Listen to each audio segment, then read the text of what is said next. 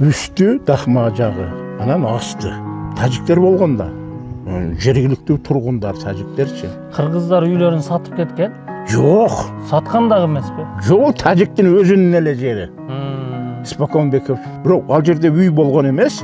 Мындай эгин талабы эмне деп койсом болот. Өрүктөрү бар эле. Кийин анан үйгө уруксат бергенден кийин тажиктер келип үй сала баштагандан кийин анан мектептери да бар эле, чоң мектеби бар эле. Алар бардыгы аз кеткен, эч ким жок. Тажиктен бир да жан жок. Кыргызга калды ал жер. Кыргызга калды, анан бир 5-6 семья маңдайкы немеден көчүп келишти. Калганы бош эле турат. Мурда стычка болуп турган. Мектептен чыкканда кечинде тажик эми коңшу болгондон кийин мушташ болот да, мушташтар болуп турган. Азыр бизде мында связь жок тажиктер менен. Бир да Сизин тосулуп атат. Тажиктер полный көчүп кеткен, тажик жок бизде азыр. Бая муру көп түшүнөрбөйт эле да, мурун бая шахматтуу түрдө баары мындай жайгашып калып, кызычы ошондон да чыкчу да. Эми мисалы үчүн жөн эле өзүбүздүн эле эмелер кээде мушташып турабыз го. Кыргыздар. Кыргыздар бирибиз менен бирибиз эмес, балдар да эми негизинде жаштар.